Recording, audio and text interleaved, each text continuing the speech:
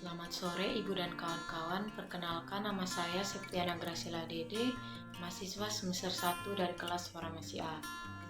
Dengan NIM 204111013. Baik, di pertemuan kali ini saya akan menjelaskan tentang penentuan titik leleh. Selamat menyaksikan.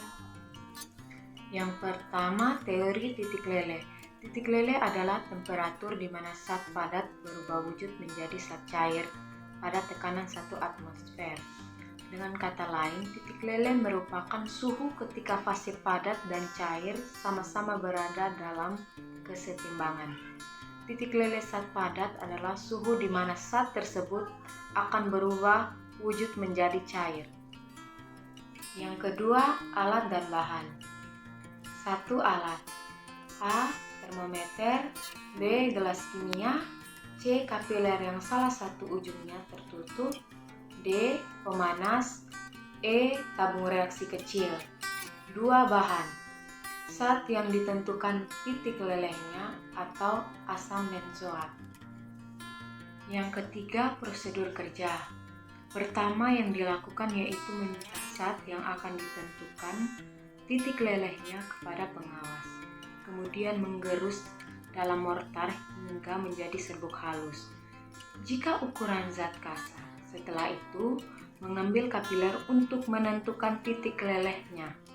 Memasukkan ujung terbuka kapiler ke dalam serbuk zat yang akan ditentukan titik lelehnya, sehingga kristal masuk ke dalam kapiler.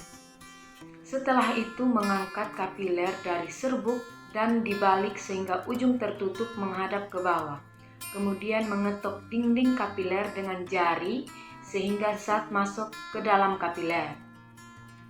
Memasang termometer, kemudian memanaskan, mengamati zat padat dalam kristal dan temperaturnya. Kemudian baca termometer bila zat padat telah meleleh.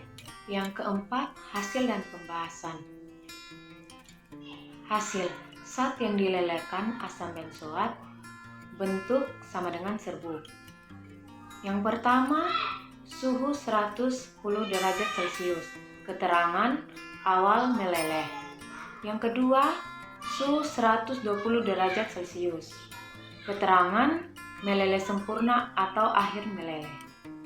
Pembahasan. Pada percobaan dalam menentukan titik leleh ini, zat yang akan ditentukan titik lelehnya adalah asam benzoat. Asam benzoat yang digunakan mempunyai wujud padat, berbentuk kristal dan berwarna putih. Pada saat melakukan pemanasan terhadap asam benzoat yang berada dalam pipa kapiler dan dicelupkan pada wujud awal dan akhir, asam benzoat mengalami perubahan wujud dari padat atau serbuk menjadi cair dalam keadaan meleleh atau berada dalam titik leleh. Pada percobaan ini, dalam menentukan titik leleh yang menggunakan senyawa asam benzoat, range yang kami dapatkan adalah berkisar antara 110 derajat Celcius sampai dengan 120 derajat Celcius dan mencapai titik leleh pada suhu 120 derajat Celcius.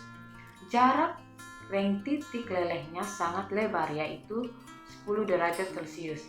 Ini menandakan bahwa zat tersebut bukan merupakan kristal murni, karena range dari senyawa organik yang berupa kristal murni berkisar antara 0,5 derajat Celcius sampai dengan 1 derajat Celcius. Ketidaksesuaian ini mungkin juga disebabkan karena ketidaktelitian dan kelalaian dalam melakukan percobaan. Pada saat pemanasan, tidak melihat dan tidak teliti suhu atau termometer yang menyebabkan penyimpanan berupa penurunan atau perluasan range titik leleh.